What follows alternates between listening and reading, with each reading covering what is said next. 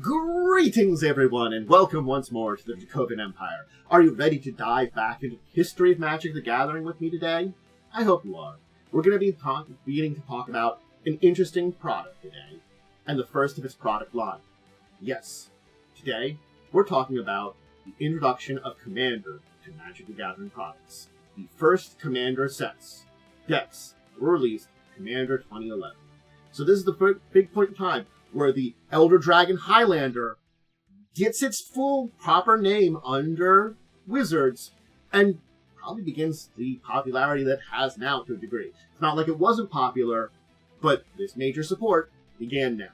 So if you're ready to learn about this, I can guide you through the past into time, to talk about all this, to learn all about this, learn about the cards, and everything related to it, and I am your guide. And it's not just leave me a little tip here over in the comments below. Let me know what you think about this. Beginning of these decks, I owned all 5. And you also do the YouTube stuff. Like, subscribe. Alright, you ready to go? Gateway's open. I can lead us there. Time and space await. And Comannder 2011 does. Take my hand. Let's get going. Alright, now that we've all arrived, let's start learning about Comannder 2011. So, this, as I said, was the first of the Comannder products. It was a set of 5 pre-constructed theme decks based around Comannder. Comander's been around for pretty years as Elder Dragon Highlander at this point in time. And the format, even during this time, was very much still controlled by the players. But this is the first time Wizards made a product for Comannder. They've made products that do relate to some of the other formats at this point in time, but it mainly ended up being a lot of formats that were more casual or standard that were there a lot of times. These 5 decks included 51 new cards also, and all cards here were legal in all Eternal formats, as well as older commons and uncommons, a lot of which may not have been valuable in these pre-constructed decks were reprinted here and because they weren't around due to their age. So we saw new cards and reprints of commons, uncommons, and other cards. It was very important that way. It added a lot and made the theming and ideas of what Comannder decks would be to come in these decks here. Again, evolution of it. But these original here, cards built pretty well. This was released on June 17th, 2011, and each of these decks retailed for $29.95. This was probably the final entry, I would say, in Wizards 2011 Summer of Multiplayer. Plane Chase, Archenemy, Comannder, that's what it was all about. The symbol here represented the 3-color wedge decks. Is what it was supposed to be here. The lead designer was Ken Nagel. The developer was Mark Globus, and the art direction was, of course, under Jeremy Jarvis. It was meant to be universal, and major keywords that did show up here were, of course, the new one, which we'll talk about today, Join Forces, and Storm. Its code was CMD. So that's kind of the basics of where we're starting with information on Comannder 2011, the first of these Comannder products. So this consisted of the 5 decks, as I said, each 100 cards, ready to play right out of the box.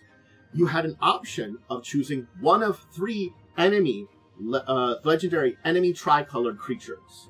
But when I mean enemy tricolored creatures, it means that, in this case, what I'm showing off here, black and red are ally colors. Both of them have a joint enemy in white, so it's a black, red, white. So it's got your 2 ally colors and their shared enemy in them. So here are the 3 for this one. I'm going to talk about these in more depth when I talk about the decks, but just know these are the black, white, red commanders. So none of these decks contain any mana symbols not found on these 3 cards, as per Comannder rules. You're supposed to have just the color that your commander has or needs in your deck. In this case, again, that's one of those things is any other descriptions of any other mana colors that makes the mana of those nowadays in Commander. But we see that more, so like, you know, if they had a green in them, they would be also green. But yeah, no, it's just these 3 colors.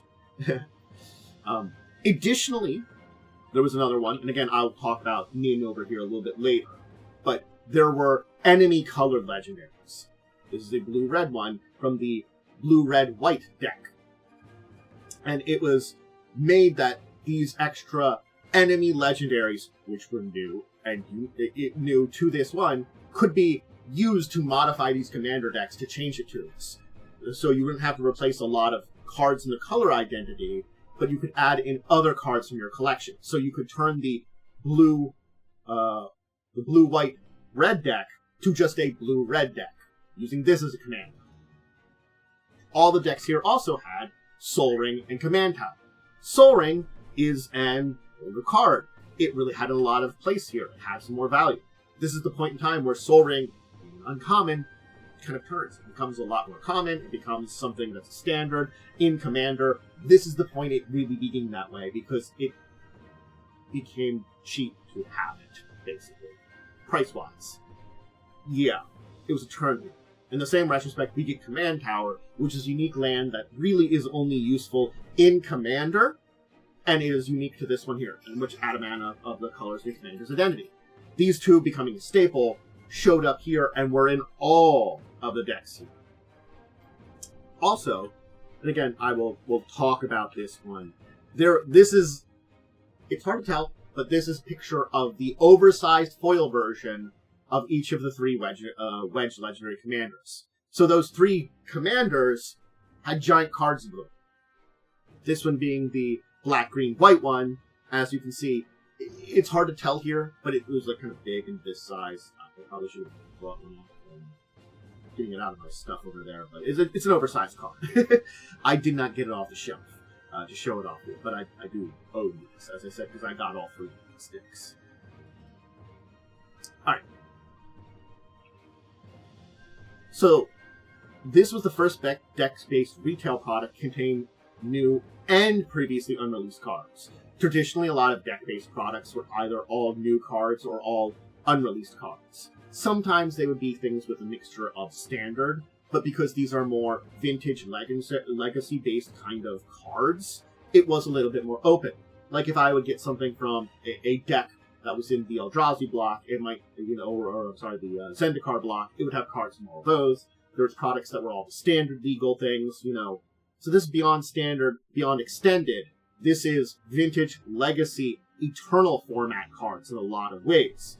Granted, they were meant to be played in Commander, because they are Commander decks, but if you were to break down these decks, a lot of these cards would be for decks that were maybe modern, vintage, or legacy.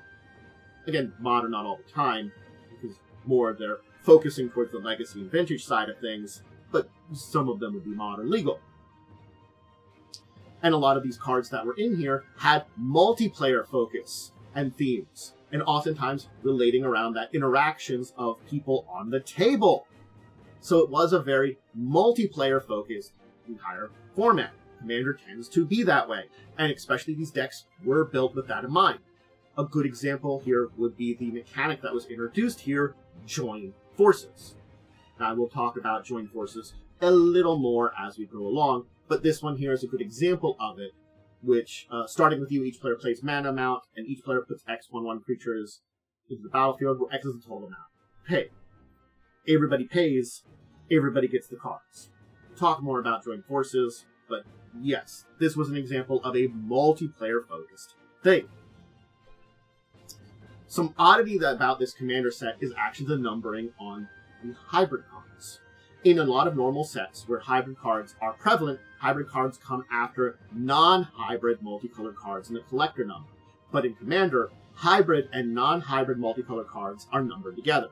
So basically, this Call of the Skybreaker, a hybrid color of blue and red, where you get a big elemental and you can cast that card to your graveyard by discarding a land card and paying its costs, would be able to be numerically in the set numbers next to, alphabetically, a multicolored card. Like if there's a green-white card that starts with B, it would be right in front of it. This is also the same for split cards, though We only had one in this set, Fire and Ice over here. This is the only split card in the set, where you can play one or the other. Fire doing 2 damage, divide by targets, and Ice tapping permanent and allowing you to draw a card. It's the only split card in the set, but again, it is also numbered in with those multicolored and the hybrid multicolored cards. Let's talk about Join Forces as the ability keyword, because this is the only new keyword ability, or ability word I should say, that was added into this. And as I kind of described earlier, the idea is that you play the card, and starting with you, each player plays an amount of mana. Then an effect occurs based on the total amount of mana that all players played. All Join Forces cards in the set have a symmetric effect that benefit all players equally. This one here, Collective Voyage, pay all the mana, everybody does it, and then each player searches their library for up to X basic lands, X the total amount of mana paid this way, puts them in the battlefield tapped, and then shuffles his or her library.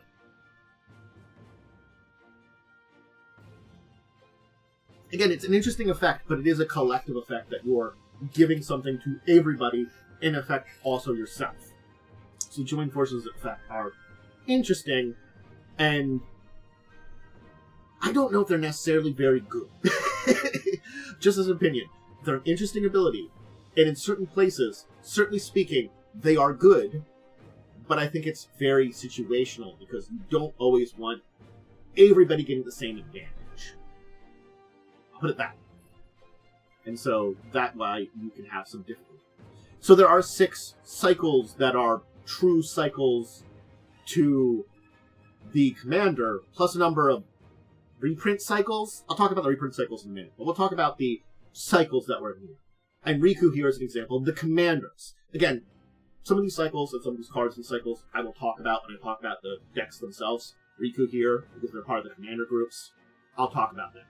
So there was base Commanders, Wedge Color Legends, and Legendary Dragons. The base Commanders was basically a Wedge Color Legendary creature that designed to be the actual commander of the deck they appeared in.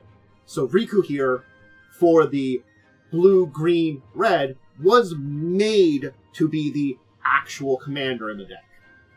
There was also then the Wedge Color Legends. In this case, I'm showing up Damia, Sage of Stones. Again, talk about Damia a little bit later. Which is a secondary legendary creature that's an alternate commander. So Damia was the alternate commander to the green, blue, black deck. Basically, you have one that's really designed for the deck, and one that works pretty well with the deck. And then finally, you have the Legendary Dragons.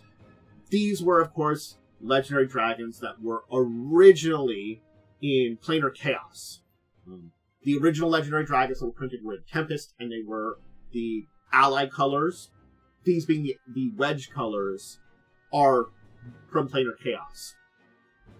They have Flying, a triggered ability that costs 2, and the mana that is basically the enemy color.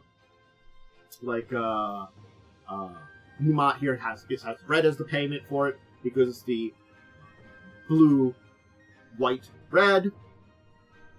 And they're all 6/6s. And of course that color, the trigger, is taking combat damage to a player. So we're getting these as the 3rd legendaries. The other cycle then is we had the enemy color legends, which I mentioned before, which are a set of legendary ones. There's a red-white, green-blue, white-black, blue-red, green-black.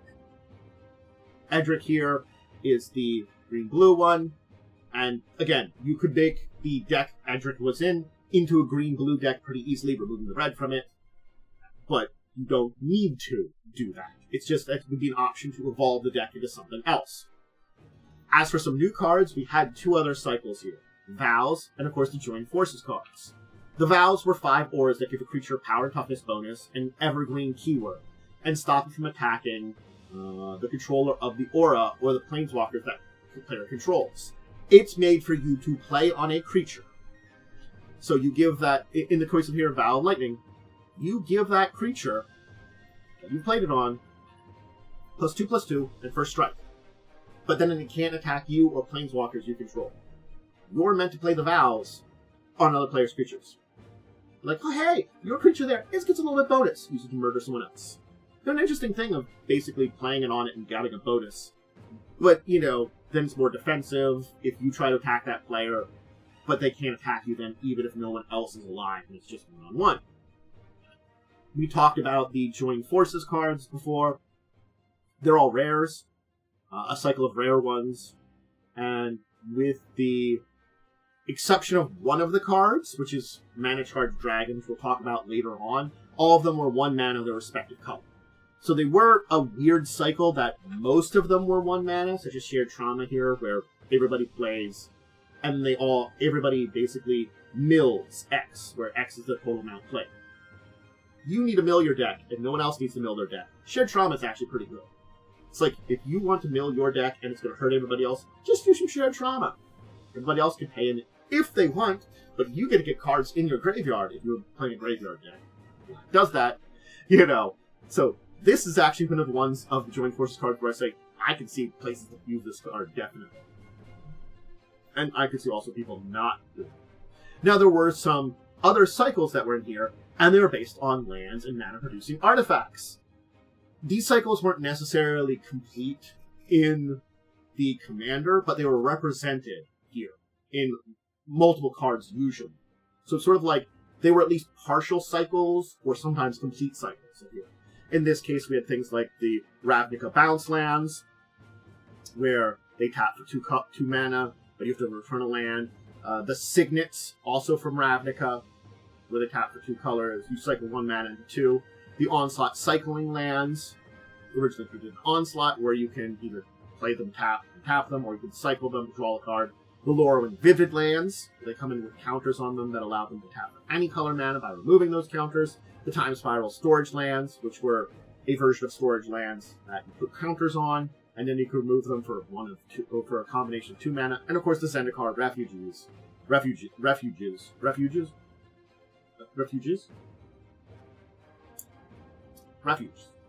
which came and play tapped, you gain a life, but they tap for allied colored mana. So again, these ones here weren't always fully shown, but they certainly were represented here in a lot of ways. Alright, let's talk about the decks a little bit. And we can start with Heavenly Inferno. Now, I'm not going to get into the depths of all the cards that are in these decks. I'm going to talk about the 3 commanders, the allied legendary, mainly, and mention a few of the cards that were in here. I will go over some of those cards when I talk about cards that are in the entire set a little bit. But I kind of wanted to play this in a way because there are sometimes multiple cards in places and things like that, and the deck list is 100 cards. And that, between all of them, is 500 cards. So, in this one, it's all about angels, demons, and dragons because we're focusing on Kali. It's meant for you to drop a bunch of them. It's got a bunch of different angels, demons, and dragons. It does have a good variety of other spells and abilities, artifacts, things like Terminate, Soul Ring, Righteous Cause, Mortify, Evancard Justice, Diabolic Tutor, Darksteel Ingot, Comet Storm.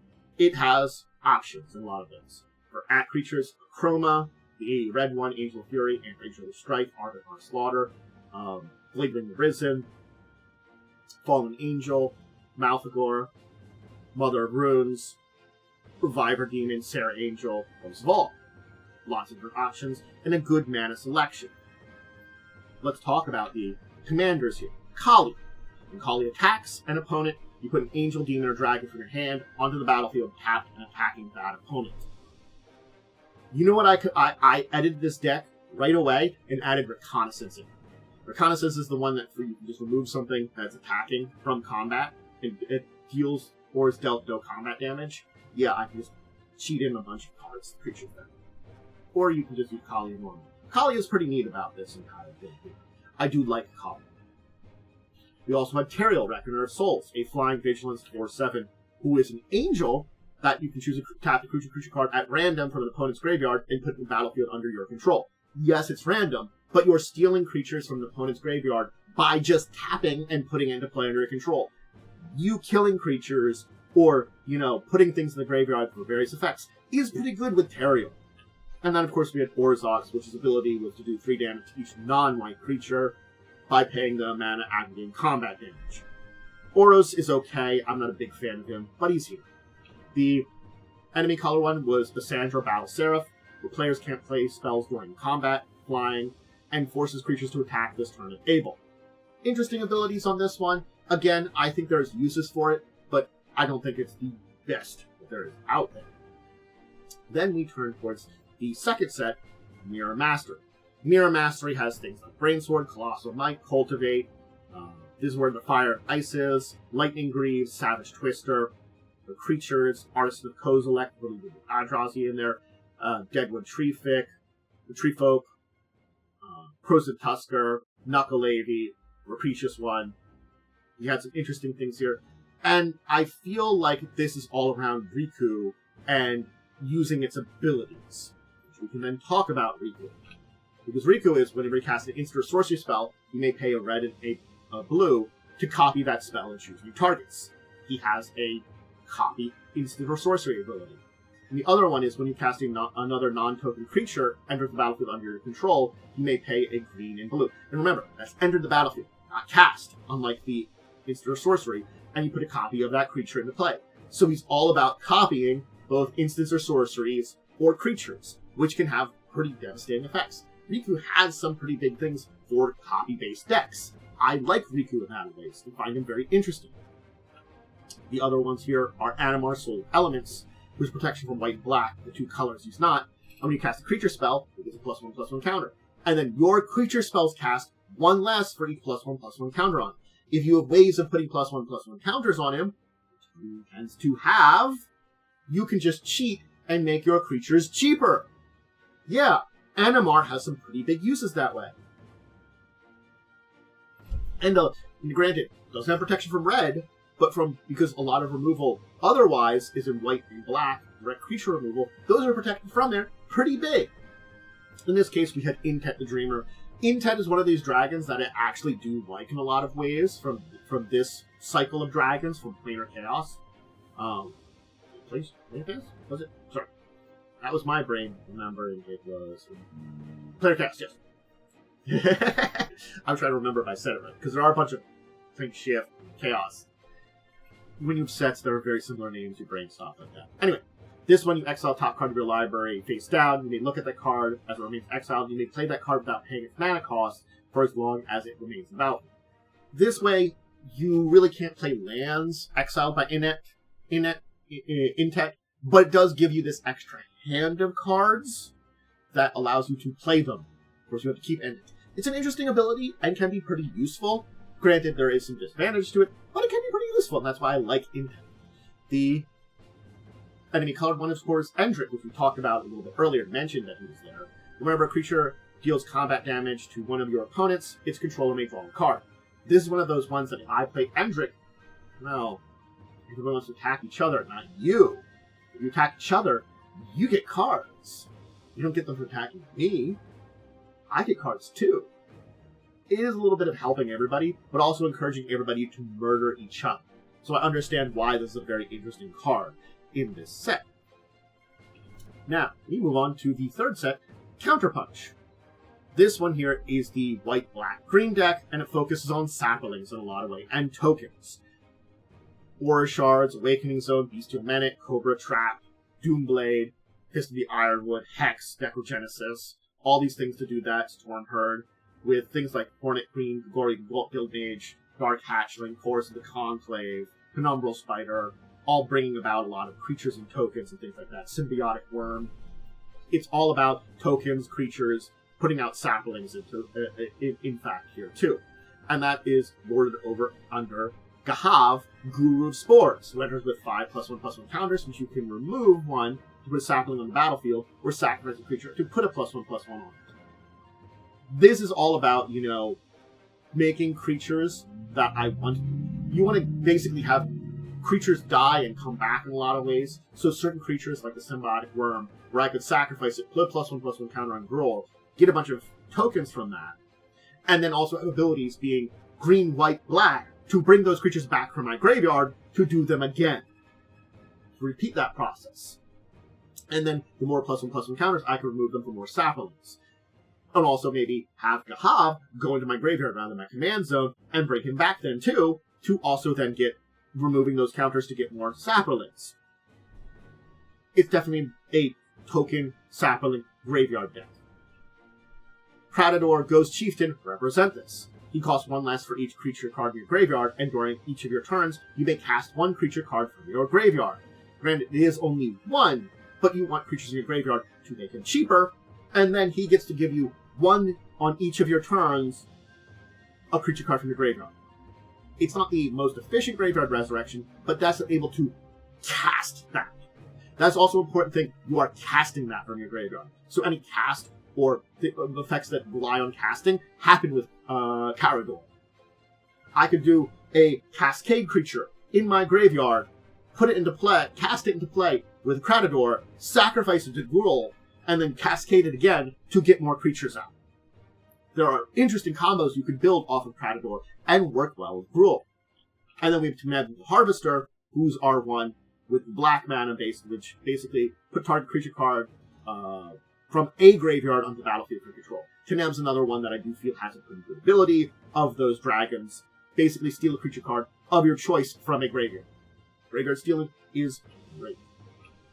Our legendary enemy colored one is Fish Call, Blood Arbiter, a vampire flying lifelink. You sacrifice a creature to put X+1/+1 counters on it, where X is that creature's power. In this case, is another one that you sacrifice creatures. And then you can remove all +1/+1 counters on it, and target creature gets -1/-1 end of turn for each +1/+1 counter on it. So you can sacrifice some of your own creatures to get Fish Call bigger, and then remove those counters to basically nuke something to oblivion. So you probably aren't... You could just build them up to be a big old creature, but usually you're sacrificing some creature, get a bunch of +1/+1 counters, and then technically removing them to murder an enemy's creature. There are some very good abilities in this way. There's a deck that, though it doesn't have it, would benefit from something like Grave Pact or Martyr's Bond, which is something that was introduced in here. But certainly speaking, both are options to enhance this deck. And there are other places probably you could. Now, political puppets. We've gone through most of these decks here. This is our blue, red, white deck, and it's about control in a lot of ways. Manipulation, granting enemies cards or taking cards from your enemies. Brainstorm, Breath of Darius, Chaos War, Flutterstorm, Ghostly Prison, Howling Mind, Murmurs from Beyond, Propaganda, with things like Goblin Cadets, Flame Tub Kavu, False Prophets, Jotun Grunt, Propitious One, Vedelkin Plotter in this deck. Our main commander is Zedru, the Great Herder.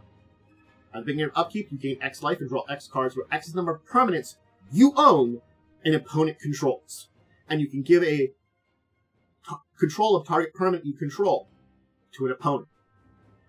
I create tokens, give them to you, especially things like Cough Cough Wall of Kelp, which creates 0/1 Kelp tokens. Give them to you. They're 0/1 walls I don't really care much about. I begin to gain life, begin to draw cards, because you now own them. Well, now you control that. I still own it. There's some great combos with that. Interestingly speaking, then our other one is Ruhan of the Fomori, which is the beginning of combat on your turn, choose an opponent at random, and Ruhan attacks that player this combat if able. Ruhan is a cheap one. In a one-on-one, Ruhan would be very good. For 4 mana 7/7, that just attacks each turn, really great. In multiplayer, very aggressive. I'm not a big fan of Ruhan, but I can see places where you want attacks, it's pretty good. Numa is the dragon that is pretty powerful, but I also kind of think is a kind of jerk thing, where he can destroy up to 2 target lands with his ability. Land destruction is one of those ones that is a very aggressive deck. It doesn't always make people very happy. Then we, of course, have Nin, the Pain Artist. Nin. For X and a red and blue, deals X damage to target creature, and that player's controller draws X cards. You use Nin on your own stuff. I do X damage to one of my creatures, and I draw X cards. I don't have to kill that creature. My 7/7, I do 4 mana to it. 4 damage to it for 6 mana. I draw 4 cards. That's what you probably want to do with Nin. Granted, you could also, in turn, nuke something of your opponents out of oblivion and just give them cards, if that, it's something that is very critical to their build, is an option. But it's sort of like, it's all about balance in this deck here. Manipulation. Puppetry, if you will. Kind of sense.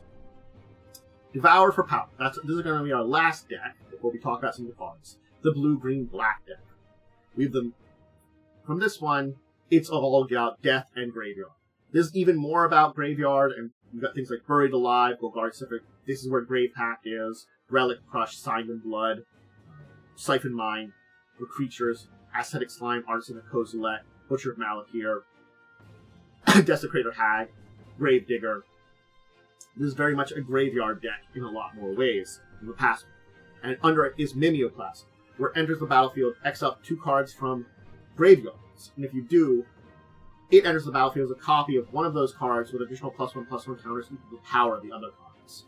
And this is from any graveyard. So you basically make it a copy of one creature in any graveyard, and bonus +1/+1 counters equal to the other creature's power. Some of your kill spells, getting something big of an opponents in a graveyard that you get the power from, and something powerful with great abilities, so you can have Mimeoplasm be great abilities, and then also power. Damia, then, is Death Touch, where you skip your draw step, and at the beginning of your upkeep, if you have fewer than 7 cards in hand, you draw equal to the difference. This Damia is interesting because it makes it that, yeah, I don't draw cards, but I always have 7 cards at the beginning of my upkeep. An interesting little ability there for Damia. It can be pretty useful. Vorash the Hunter, basically, you pay the cost for it, and it puts 6 +1/+1 counters on it. You hit an opponent, it just, it goes from 6 to 12 to 18 to 24. Yeah. That's a big thing for Vorash here. It's a decent ability, too. The enemy color thing is Skullbriar, the Walking Grave, where it has haste, it's 1/1. When you combat damage to the player, you put a +1/+1 counter on it, and counters remain on it as it moves into any zone other than the player's hand or library. So if it would be your commander, it keeps +1/+1 counters into the command zone. If it goes into exile, it keeps +1/+1 counters. If it goes to the graveyard, it keeps +1/+1 counters. So it's very interesting that way that it remains it, other than hand and library. At that point in time, it would lose those. So you don't want to shuffle it in, you don't want to return to your hand. Skullbriar is interesting in that.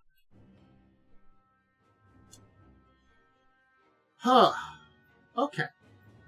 Let's talk about the other cards in this set. There are a bunch of them that are interesting that I do want to mention. We'll start with Eggcorn Catapult. It deals 1 damage to target creature and player, and that creature's controller puts a 1/1 green squirrel token in the battlefield. This is another one of those ones where, certainly speaking, I could ping a 1/1 creature that an opponent has that is very helpful to them and give them a squirrel instead, or I could just chuck an Eggcorn at one of my own creatures that would be able to take the damage and get a squirrel. So it has multiple uses that way, and it's an interesting way for 1 mana, basically tapping and getting a token. Archangel of Strife, maybe not the best card here. It's a flying 6/6 for 7 mana, pretty expensive. And players either choose War or Priest. Players that choose War get creatures controlled by a player that chose War get +3/+0. Players that choose Peace get +0/+3. It's an interesting thing that it boosts all creatures in play by either +3/+0 or +0/+3. I just think it's an interesting mechanic there that everybody's choosing. Of course, War Shards is a reprint. Creature enters the battlefield under your control, destroy an artifact or enchantment. A classic one that I do like a lot and has a lot of uses, where you may destroy artifacts and chances for just playing creatures. In a green-white, and especially because it's green and a lot of token decks, you can nuke a lot of unneeded artifacts and enchantments your opponents control and just hinder them a lot that way.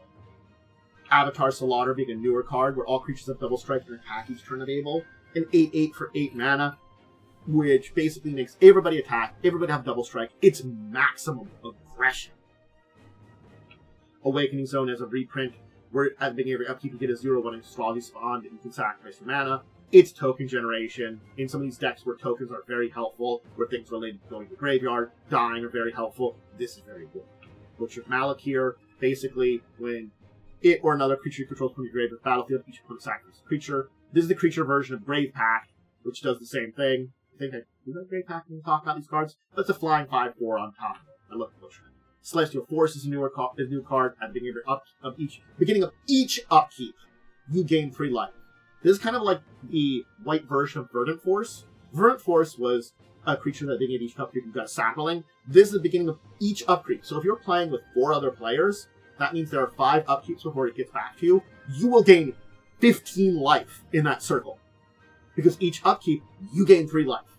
So pretty good that way. Champion's Helm Gives a creature +2/+2, and if it's legendary, it has hexproof.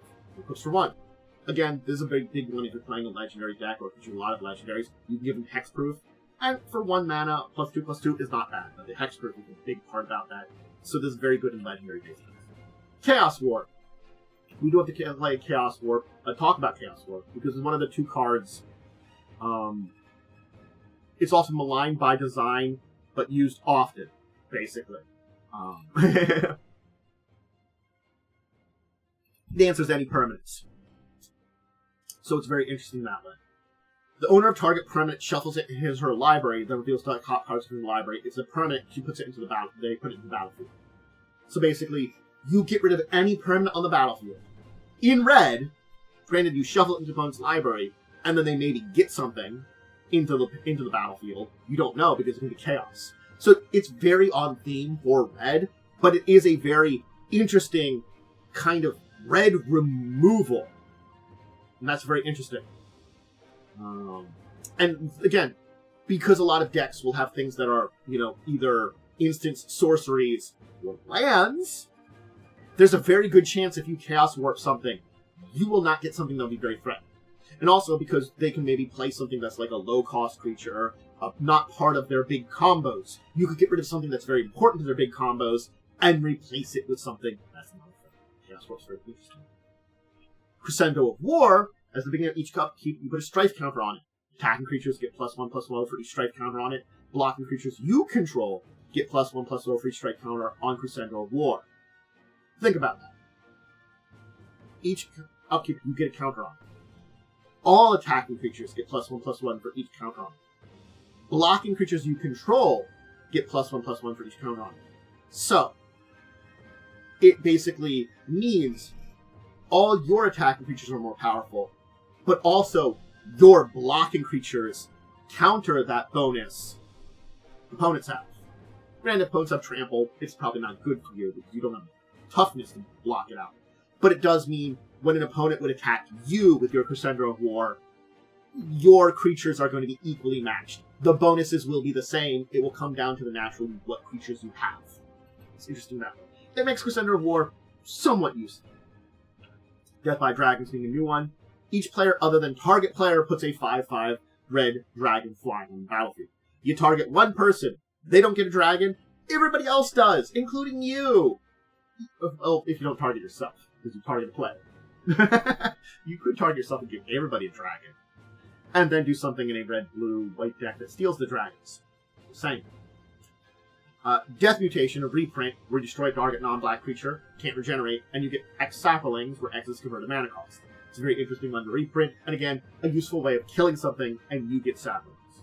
Dominus Failedy, another reprint, where at the beginning of your upkeep, you basically steal a permanent until end of turn, you untap it and gains haste. This can be very powerful because you can steal any permanent for a turn. And there are combos with that in control decks that you use this, you steal something, and then you keep it. There are ways of doing that. I have that in control decks in my blue-red. I'm just going to say that it combos with other stuff, but it can be very useful to Dominus as a split color thing.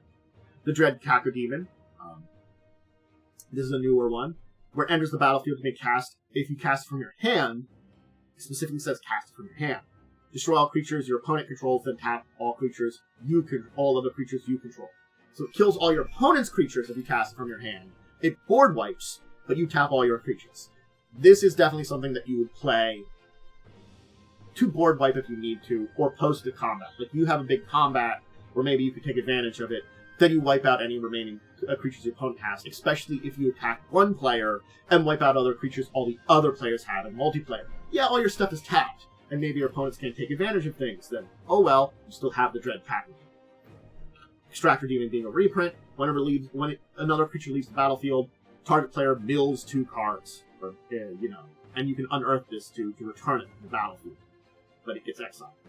But again, in a deck where you might be sacrificing things are going to your graveyard, Extractor Demon means you can just mill stuff into your opponent's graveyard.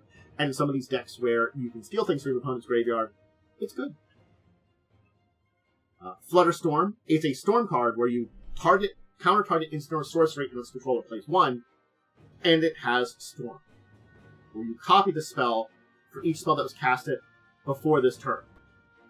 Meaning, Flutterstorm basically means if I cast a bunch of spells this turn, and then I try to counter instant or sorcery my opponent controls, I've set up for casting multiple Flutterstorms.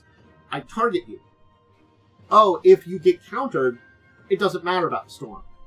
I do have other copies of it, but I don't have targets for it. If you manage to pay and I can't target you again with a copy of Flutterstorm, then you can pay again, and pay again, and pay again, as many times as you stormed it. Interesting card that. Ghostly Prison as a reprint. Basically, creatures can't attack you. Creatures can't attack you unless their controller pays 2 for each attacking creature. This is the white version of Propaganda, which I think I do talk about in this. Makes it cost mana to attack you. Grave Pact. When a creature you control is put in the graveyard from the battlefield, each other player sacrifices a creature. It's a standard. I like talking about it. I like Grave Pact decks. Homeward Path is a new card, where it's 1 mana, and then each player gains control of all creatures he or she owns. This is an interesting one, where maybe you can exchange control of something, or maybe you do something where you switch things, sacrifice all your opponent's stuff to something, and then you regain all control with Homeward Path. There's a lot of interesting combos with it, and also this is very much an anti-control deck card, too. Hornet Queen is a new one, Flying Death Touch, where it enters the battlefield. You get 4 green insect creatures with Flying and Death Touch. It's a 2/2. They're 1/1s. They're all Flying Death Touch. And the thing is, with Hornet Queen, you can have it in one of those decks where you go to the graveyard and come back out to get more Flying Death Touch insects, which are just mean, because they're flying and have Death Touch. Hydra Omnivore, when it deals combat damage to an opponent, it deals that much damage to each other opponent. You target the person that can't stop it, or can't block it, or that you give this thing trample to trample through, they get hit, everybody else gets hit. And it's a 6 mana for an 8/8, which is really good cost there, too. Just you have to figure out ways to give a trample or something. Maybe a Rancor. Insurrection, it's a reprint. Untap all creatures and gain control of all of them until end of turn. They gain haste. You steal all creatures in play, get them, and can attack with them. Yeah, it's a pretty simple one like that. Magnetic Force, beginning of each upkeep. It's another one of these force ones. This is the red one. So we've had the white one, we've got the red one. Verdant Force is the green one. At the beginning of each upkeep, Magnetic Force deals 3 damage to target creature or player. Basically, each upkeep, you get to do 3 damage to a target. Whether it's a player, whether it's a creature, you just get to nuke things. Mana Charge Dragon, part of that Joined Forces group, is the one that only does cost more than 1, because it costs 6. It's a dragon. It's a flying trample. And when it attacks or blocks, each player starting with you may pay any amount of mana, and then Mana Charge Dragon is plus X+O, where X is the total amount of mana all players pay. So I can have, this is one of those ones where the Joint Forces is just really great, because it means I could pay any amount of mana to give it plus X+O, but the opponent, if they want to just boost me up to kill someone, can. Martyr's Bond is a very interesting card because it's kind of like a white version of Grave Pact, but it's for all permanents you control. When Martyr's Bond or another non-land permanent control is put in the graveyard, each opponent sacrifices a permanent that shares a type with it. If you lose a creature, they sacrifice a creature. You lose an artifact, they sacrifice an artifact. You lose an enchantment, they sacrifice an enchantment. You lose a land, they sacrifice a land. You lose a planeswalker, they sacrifice a planeswalker. It's interesting that way. And Martyr's Bond is kind of better than Grave Pact. It's a different color, a little bit more expensive.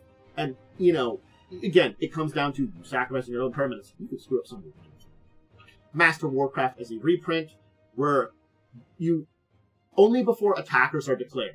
Basically, you cast this when you enter into combat before attackers are declared, and you choose which creatures attack which turn and which creatures block this turn. This is one of those ones that you could have a very big turn because you can manipulate attackers and blockers. I could have 2 opponents attack each other and kill their creatures. I could have you attack me with creatures you weren't going to attack with and murder them.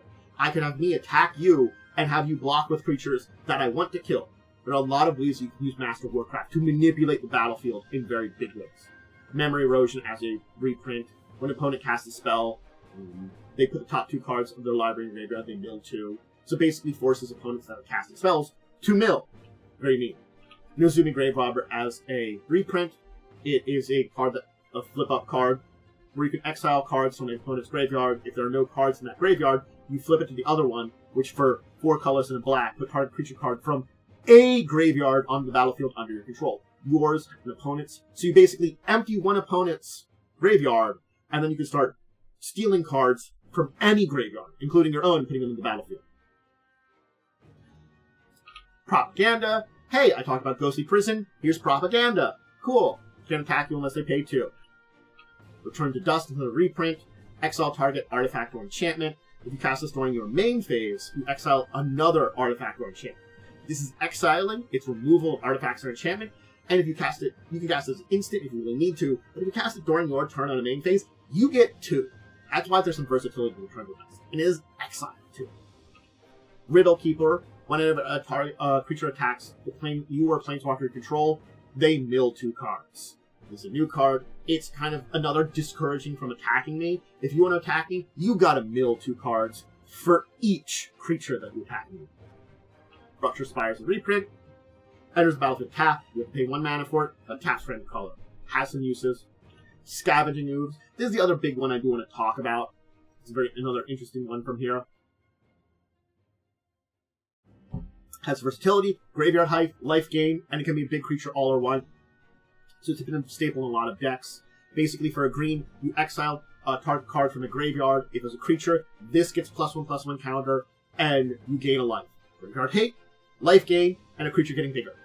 So Scavenging Ooze has a lot of versatility there.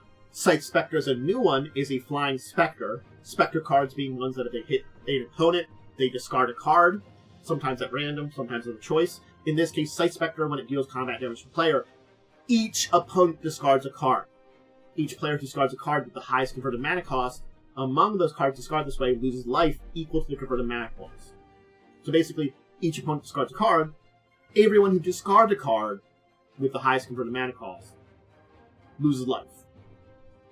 So basically, whoever amongst those people that discarded cards discards the highest one loses life. Yeah, so it's the best Spectre there is in a lot of ways. You hit an opponent, everybody discards the cards, and someone loses some life.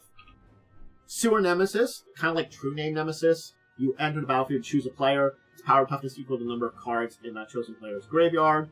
When a chosen player casts a spell, that player puts the top card of their library in the graveyard. So it is a player hit. You choose someone, you get power and toughness of this thing equal to their graveyard, and then they mill every time they cast a spell. Skull Clamp, a classic. Someone gets +1/-1. If a creature is put in the graveyard that's equipped with it, they draw a card. Put this on a 1/1 token. It instantly dies, you get 2 cards for 1 mana. And if you have token generation, Skull Clamp is kind of gross though. A lot of card draw. And because it's an artifact and equipment, it could be in like a green deck if you draw a card draw and green. Spell Crumble, you counter a spell. If the spell countered that way, it's put in the bottom of its owner library instead of the graveyard, and then you put Spell Crumble in the bottom of your library. So you cast Spell Crumble, you get it back in your library at the bottom, and they also get their stuff back in the bottom of their library. So it never hits their graveyard too, which is also a fun thing. It goes back in their hand. There could be pretty big uses for this, and there could be uses for the time hit. And you could also get back. Stormherd, if you're this is a big one for life gain decks. Put X1/1 Pegasus into play, where X is your life total. If you're in a life gain deck, and you get to this point line, especially if you can cheat this spell in some way, you get a lot of things. Stranglehold, opponents can't search libraries. Hey, I can search my library, but you can't. If an opponent would get an extra turn, that player skips their turn instead. If you have something that forces a lot of graveyard deck searching, you prevent your opponents from doing it, granting you that ability, especially with something that gives all players that ability. And then, especially then, like things with extra turns, you set that down. Stranglehold has some use there. As a reprint, we've got Static Lord of Secrets, a flying 5/5. It deals combat damage to player. It instead gets that many +1/+1 counters, and then that player puts that many cards from his or her library in the graveyard. So it starts as a 5/5. If you would do 5 damage, it gets 5 +1/+1 counters. You mill 5. Next time, now it's a 10/10. Instead of doing you 10 damage, I get 10 +1/+1 counters, and you mill 10. Static. Trench Gorger is a 6/6 trample. When it enters the battlefield, you may search your library for any number of land cards, exile them, and shuffle your library. If you do, power toughness equal number of cards you exile this way. If you're in the late game, you don't need your lands. You can just cull all your lands from your deck, especially if you have enough mana to basically do anything in your deck, and that can help sometimes. Sometimes you have enough mana. You don't want to be drawing lands. Trench Gorger can be that place that kind of changes things like that. Not always, There are places for this. Wild Ricochet, choose new targets for target instant or sorcery, copy that spell, and choose a new target for the copy. So not only you redirect a spell, you get to copy that spell and cast it a second time. And finally, Rexel to hit Risen Deep, a Island Walk, Swamp Walk, when it deals combat damage to the player. You may cast an instant or sorcery from that player's graveyard without paying its mana cost, and then exile that card instead. So it's basically, I hit an opponent, and steal an instant or sorcery, get it cast again, and it goes away. Rexel has some pretty big nastiness in decks. But there you go. There is Comannder 2011. I hope you've enjoyed learning about many of these new cards. As I said, the new cards are evenly distributed between these 5 decks, and there are approximately 51 of them. But it again comes down to that thing of, it's not just about the new cards here. These are well put together decks that the new cards basically add to these glue to put together these cards that have pretty big themes. I feel like at very least this product was very good for its time, and these decks were very good. You could easily take them and begin to alter them. I actually do have versions of many of these decks still as some of my Commander decks that I have today. They are very different from what they were to begin with. I have edited them heavily, but they are based upon these original decks because they were pretty good and have some interesting themes and mechanics to begin with. I liked them a lot. Now, this doesn't mean to say we won't have more decks like that that are very interesting when it comes into the future. But, again, as a starting point for Commander, they came out firing. This was a very good point to start out for Commander. And yes, not all Commander decks are going to be equal in the future as we come. There are going to be some of these products that aren't as good. Some of them are just as good. But as a set of 5 decks that prove the point that they can provide these pre-made Commander decks for a good price and provide lots of interesting, unique cards and mechanics to support this Commander format and make it more both popular and popular, was good. It was a great start to what would become a staple for decks to come. Commander decks put out by Wizards. This is a great starting point. It proved that they could put these out very well and proved a lot of points here. And at this point in time, a pretty good price. $30 for a 100-card deck. Not bad. Especially with a lot of these reprints, a lot of interesting cards, a lot of interesting mechanics that were good. It's why it was a very good start to Commander products as we go. I will have to talk about more of them in the future, but, we start out strong. Alright. I will leave things there. I hope you enjoyed diving into Comannder 2011, the first Commander product by Magic. If you want to see more Magic history, go check out all my videos that have been up on my YouTube side of things. But if you want to check me out, of course, seeing videos like this being recorded live, you can always check me out on Twitch. Both are great places to see my content. I do record all my tabletop stuff, usually live over on Twitch. That includes things like my live plays of TTRPGs, Fall Out as well. Wednesdays at 8 is the big one currently I'm shouting out. Discussing Tabletop Saturdays at 6, which is my news show, podcast show, discussion show. Always check those 2 out. But all the tabletop stuff does go up on YouTube. You don't have to always check me on Twitch. But if you are on YouTube, do the big things, like subscribing the bell. And hey, did you get any of these Commander decks? That's a big question. Did you get this product? And what do you think about this product? That's my big questions. You check out my social medias, all linked below, and all the other stuff like that. Hey, alright, I'm going to go. Thank you for joining me today. I hope you enjoyed. We will once again revisit Magic history, talk about another product, learn about its cards, all those different things about it, mechanics it added, cycles it has, all these interesting things in the future. But until then, or we talk about any other tabletop related stuff, I bid all of you out there a deep and farewell.